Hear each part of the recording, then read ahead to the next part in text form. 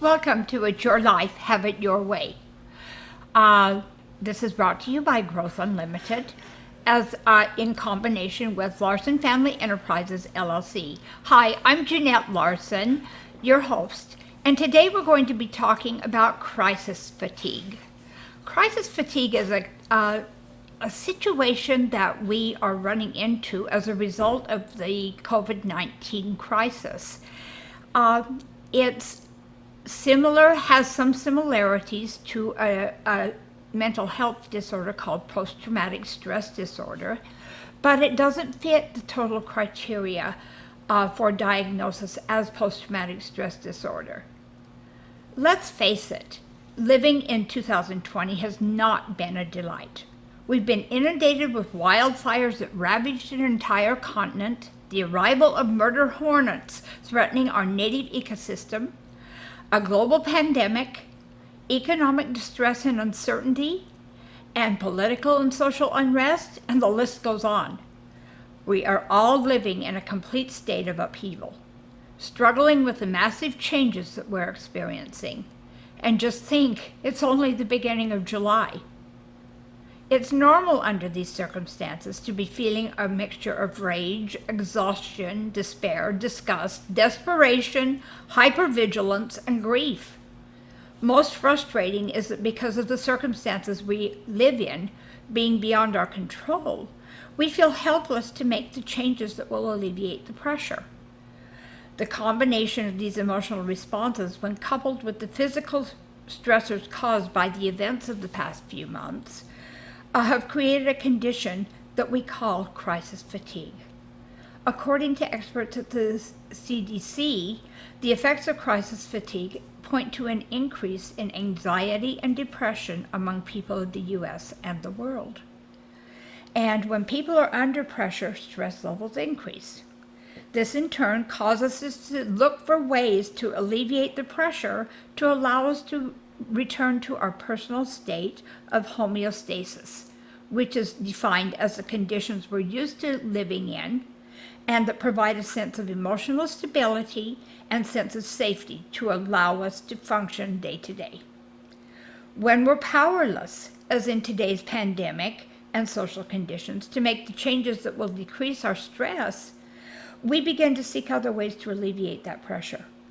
Because we're not thinking as clearly as we normally do, we sometimes revert to more primitive, less socially acceptable ways of getting relief, such as name-calling and accusations on social media, engaging in illegal behavior, and in some cases perpetrating violence.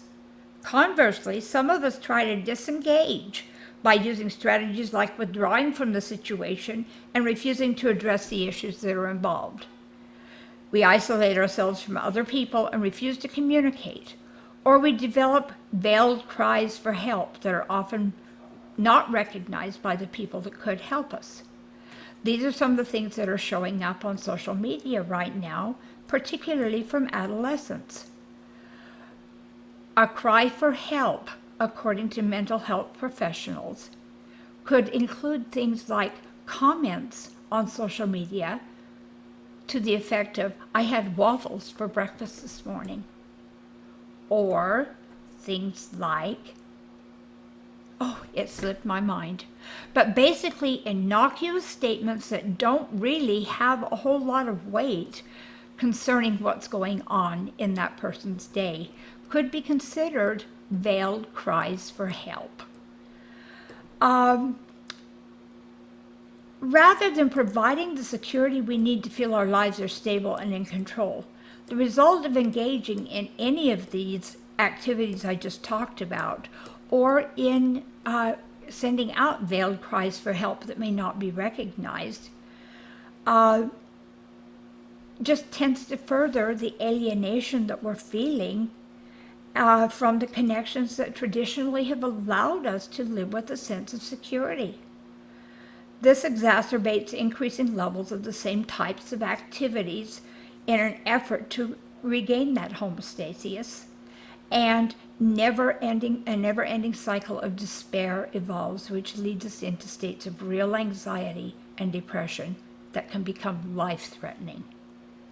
In this series, we're going to be talking about the causes and effects of crisis fatigue, who's at risk, symptoms to watch for, what to do if you or a loved one appears to be suffering from it, and we'll address ways that you can use the resilience that you've demonstrated prior to the crisis that we're enduring right now to take control of your life. I hope to see you at future episodes. Thank you so much for joining us. And like this episode, subscribe to our podcast or our YouTube channel, and visit us at www.growthunlimited.org. Thanks so much for joining us, and I'll see you next time. Bye now.